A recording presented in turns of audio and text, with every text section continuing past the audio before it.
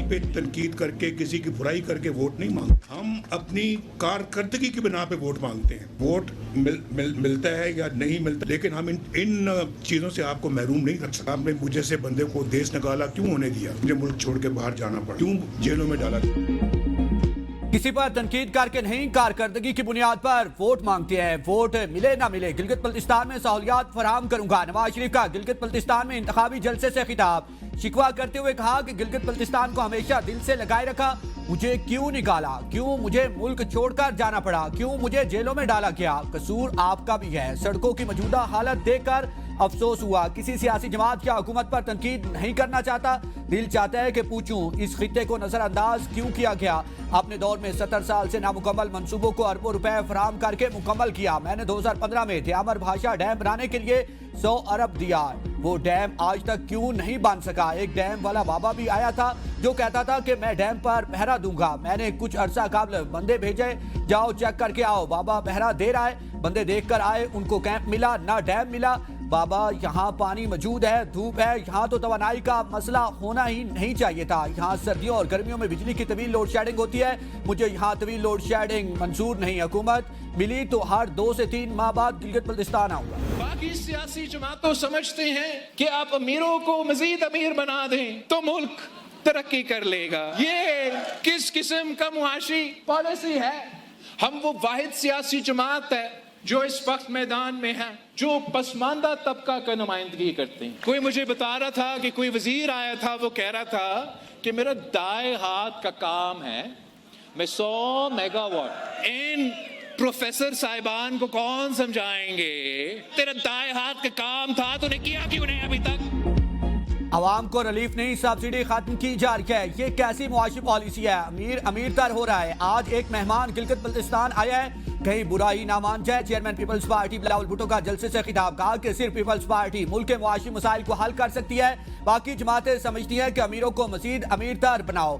मुल्क की तरक्की के लिए पसमानदा तबके की तरक्की जरूरी है। गिलगित बल्तिस्तान को हक के मलकियत दिलवाने के इस्लामाबाद को मानना पड़ेगा। गिलगित बल्तिस्तान के वसाइल आवाम के हैं, गिलगित बल्तिस्तान के आवाम ने फैसला करना है, आवाम दोस्त हुकूमत बनानी है या आवाम दुश्मन। एक वजीर ने आकर कहा 100 मेगावाट बिजली पैदा करना मेरे बाएं हाथ का काम है। अगर बाएं हाथ का काम था तो क्या क्यों नहीं प्रोफेसर साहब फिक्र ना करें, जीबी अपनी बिजली पैदा करके इस्लामाबाद को बेचेगा।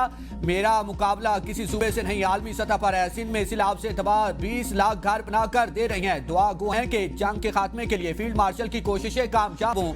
हम कोशिशें कामयाब होना जरूरी है। ईरान के साथ दुनिया भर की आवाम जंग का बोझ उठा रही है। पाकिस्तान को फौजी ताकत बनाने में भी पीपल्स पार्टी का हाथ है। एटम बम जुल्फिकार अली भुट्टो और मिसाइल प्रोग्राम बेनजीर भुट्टो ने दिया।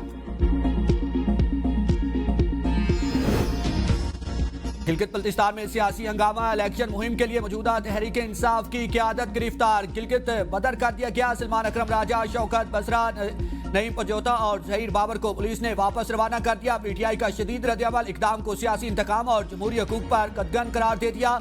सलमान अकरम राजा ने कहा कि हम जानते ऊपर के अहकामात कौन दे रहा है।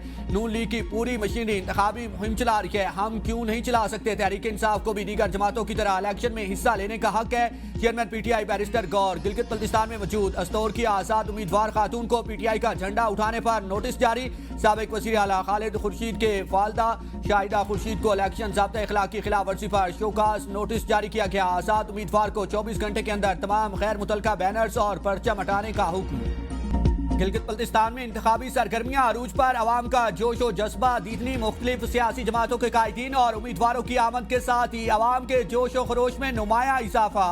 हसीन वादियों, कस्बों और शहरों में मुनक्किद जलसों और कॉर्नर मीटिंग्स में शहरियों की बड़ी तादाद में शिरकत। पार्टी परचम उठाए कारकुनान की अपने कायदीन के हक में नारेबाजी। बुलंदोबाला पहाड़ों के दरमियान सियासी नारों की गूंज ने इंतखाबी माहौल मजीद गरमा दिया। नौजवानों, बुजुर्गों और खवातीन समेत मुख्तलिफ तबकात की सियासी अमल में दिलचस्पी काबिल जिक्र। आने वाले दिनों में सियासी सरगर्मियों में मजीद तेजी मुतवक्के। गिलगित बल्तिस्तान असम्बली इंतखाबात में 4 इस्लाह का हुकूमत साजी में अहम किरदार होगा।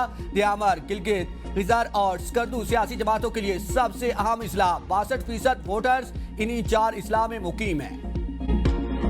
آئندہ ایک ہفتے میں ایران کے ساتھ معاہدہ ہو جائے گا، صدر ٹرمپ پر امید۔ امریکی ٹی وی کو انٹرویو میں کہا کہ معاہدے کے بعد جنگ بندی میں توسیع کی جائے گی، اپنا ہرمز کھول دی جائے گی۔ ایران سے مذاکرات تیزی سے جاری ہیں۔ پیغامات میں تعطل کے ایرانی فیصلے سے کوئی مسئلہ نہیں۔ پیغامات کی معطلی کا مطلب یہ ہرگز نہیں کہ امریکہ پھر سے فوجی کارروائیاں شروع کر دے۔ امریکی وزیر خارجہ مارکو روبیو کہتے ہیں ہماری خارجہ پالیسی امریکہ کے قومی مفادات پر مرکوز ہے، اپنا ہرمز سے صرف ایرانی جہاز گزریں ایسا ممکن نہیں۔ ناکہ بندی سے ایران کو روزانہ کئی ملین ڈالرز کا نقصان ہو رہا ہے۔ ایران نے اپنا ہرمز کھولنے سے انکار کیا تو ناکہ بندی کر دی۔ ہم ایران کو جوہری ہتھیار حاصل نہیں کرنے دیں گے۔ امید ہے کہ جلد اپنا ہرمز کو کھول دیا جائے گا۔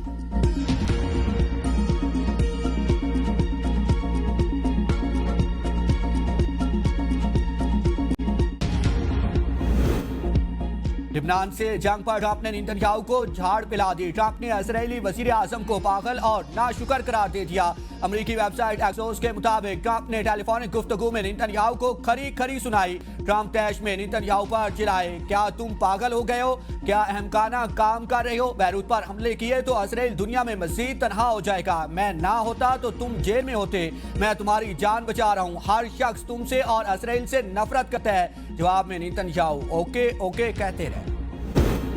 ٹرمپ سے بے عزتی کے باوجود نیتنیاہو کی ڈٹائی برقرار۔ لبنان کے علاقے زائیہ پر حملوں کا حکم۔ ایکس پر بیان میں کہا کہ حزب اللہ نے حملے بند نہ کیے تو بیروت میں دہشت گرد اہداف کو نشانہ بنائے گا۔ ہمارا موقف تبدیل نہیں ہوا۔ اسرائیلی فورسز جنوبی لبنان میں طے شدہ منصوبوں کے تحت کارروائیاں جاری رکھیں گے۔ اسرائیلی وزیر دفاع کہتے ہیں کہ ٹرمپ کو نہ کہنے کا وقت آ گیا۔ صہیونی حملوں میں مزید 12 افراد شہید، 35 زخمی، سول میں اسپتال سمیت 3 عمارتیں تباہ۔ حزب اللہ کا تاریخی الشکیف قلعے پر حملہ، 1 اسرائیلی فوجی ہلاک، 3 زخمی۔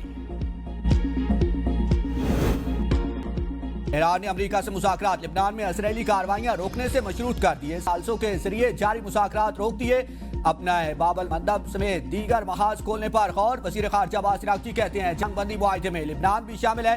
کسی بھی خلاف ورزی کے نتائج کی ذمہ داری امریکہ اور اسرائیل پر عائد ہوگی۔ اسپیکر باقر کالیباف نے کہا کہ امریکہ سے ممکنہ جنگ بندی معاہدے میں تمام محاذوں پر حملوں کا خاتمہ شامل ہوگا۔ ترجمان وزارت خارجہ اسماعیل بقائی کہتے ہیں امریکہ کے متضاد موقف اور اسرائیلی حملے سفارتی پیش رفت میں رکاوٹ ہے۔ ایرانی پارلیمنٹ کی نیشنل سیکیورٹی کمیٹی کے سربراہ ابراہیم عزیزی کی لبنان پر حملے بند نہ ہونے پر سنگین نتائج کی وارننگ۔ ایرانی خاتم الانبیاء کے سینئر اہلکار جنرل اسدی نے کہا کہ امریکہ کے ساتھ دوبارہ جنگ ناگزیر ہے، ہم تیار ہیں۔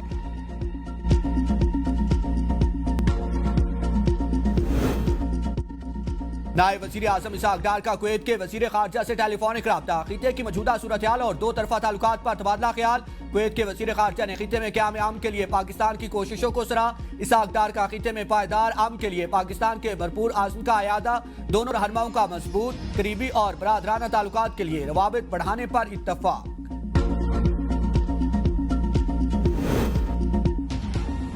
ملکی معیشت کی پائیدار ترقی کے لیے بیرونی سرمایہ کاری میں اضافہ ناگزیر۔ وزیر اعظم شہباز شریف کا شعبہ جاتی اصلاحات اور پالیسی اقدامات پر جائزہ اجلاس سے خطاب۔ برآمدات بڑھانے کے لیے مؤثر پالیسی اقدامات حکومت کی پالیسی ترجیحات کا حصہ ہیں۔ توانائی کی ضروریات کو متبادل ذرائع سے پورا کرنے کی جامع حکمت عملی پر بھرپور انداز میں کام ہو رہا ہے۔ مؤثر الیکٹرک وہیکلز پالیسی وقت کی عام ضرورت ہے۔ جدید ٹیکنالوجی کی مختلف شعبوں میں شمولیت کے لیے تمام وزارتیں ماہرین کی بامہنی مشاورت کو یقینی بنائیں۔ اجلاس میں متعلقہ وزارتوں کی جانب سے مختلف زیر غور پالیسی تجاویز پر بریفنگ دی گئی۔ نائب وزیر اعظم اسحاق ڈار، وزیر خزانہ، وزیر اطلاع سمیت دیگر وزراء اور D G S I F C سمیت متعلقہ اداروں کے عہدیداران نے شرکت کی۔